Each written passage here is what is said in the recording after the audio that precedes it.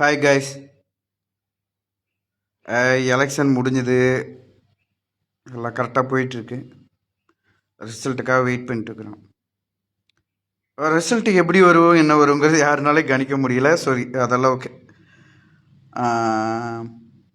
என்ன பிரச்சனைனா, நம்ம இந்த யங்ஸ்டரெல்லாம் இருக்காங்களே, டிவிக்கு ஓட்டு போடுறவங்க, இல்லை பாலிட்டிக்ஸை பற்றி பெருசாக தெரிஞ்சுக்காதவங்க, அவங்களையெல்லாம் நம்ம ரொம்பவுமே சாதாரணமாக நினச்சிட்ருக்கோம். நமக்கும் அந்த அறிவெல்லாம் கிடையாது. ஓகேவா? நமக்கு ஒரு அளவுக்கு நம்ம பாலிட்டிக்ஸில் இப்போ எனக்கு 41 ஆச்சு.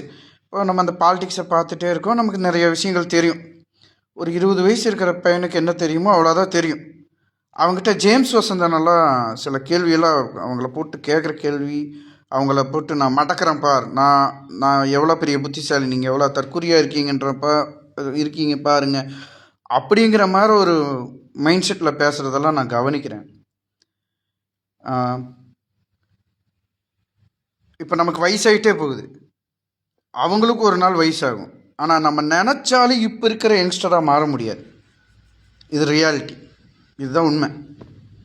அதே மாதிரி நம்ம டெலிஃபோன் தெரியும். நிறைய பேருக்கு டெலிஃபோனு வீட்டில் வச்சுருந்த வசதி இருக்கலாம். சில பேர் பெரியப்பா வீட்டில் பெரியம்மா வீட்டில் டெலிஃபோனை போய் தொட்டு பார்த்துருக்கலாம். அதில் எப்பாவது பேசியிருக்கலாம். இப்படி அனுபவங்கள்லேருந்து வந்திருக்கோம். தூர்தர்ஷன் மட்டும் இருந்த காலத்துலேருந்து வந்திருக்கிறோம். அப்போது ஒரு சன் டிவின்னு ஒன்று வராது. அப்போ என்ன பெரிய அரசியல் அறிவு இருந்திருக்க போகுது? பத்திரிகையில் வரும். நான் சில சமயங்கள்லாம் ஒரு 10-15 வருஷத்துக்கு முன்னாடி டிவியில் ஒரு ஒரு தலைவரோட வீடியோ பார்ப்பேன். அதுக்கப்புறம் பார்த்தா ஒரு பேப்பரில் அதே வீடியோவை பற்றி அவர் என்ன பேசியிருக்காருன்னு போட்டிருப்பாங்க. ரெண்டையும் பறித்து பார்த்தோம்னா ரெண்டுலேயும் அவர் நேரில் அந்த வீடியோவில் பேசினது ஒன்றா இருக்கும். இங்கே மாற்றி எழுதியிருப்பாங்க, டோட்டலாக மாற்றி எழுதியிருப்பாங்க. அந்த கொஸ்டினுக்கு ஆன்சர் இப்படி சொன்னார் அப்படி சொன்னார்னு மாற்றி எழுதியிருப்பாங்க. டேய், இப்படி டெக்னாலஜி வளர்ந்தப்பவே நீங்கள் இப்படி ஏமாத்துறீங்களாடாங்கிற மாதிரி இருக்கும். ஓகேவா? ஐடியாலஜி தான் ஒரு சரியான அரசியல், நான் இல்லைன்னு சொல்ல. சில சமயம் ஒரு டீமாக இணைஞ்சிட்டு ஒரு புதிய ஐடியாலஜி உருவாகலாம். ஒரு புதிய ஐடியாலஜி உருவாகி இந்த நாட்டை ஆளலாம். புரியுதா? எல்லாரும் ஏதோ ஒரு எமோஷ்னலாக தானே கனெக்ட் ஆகுறாங்க. ஐடியாலஜிங்கிறது என்ன? எமோஷ்னல் தானே. எமோஷ்னல்லேருந்து தானே அந்த ஐடியாலஜி உருவாகிருக்கு.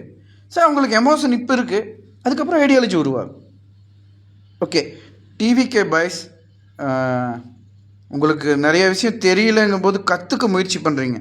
அதை நான் கண்கூட பார்க்குறேன். கண்டிப்பாக அது சக்ஸஸ் ஆகும். All the best.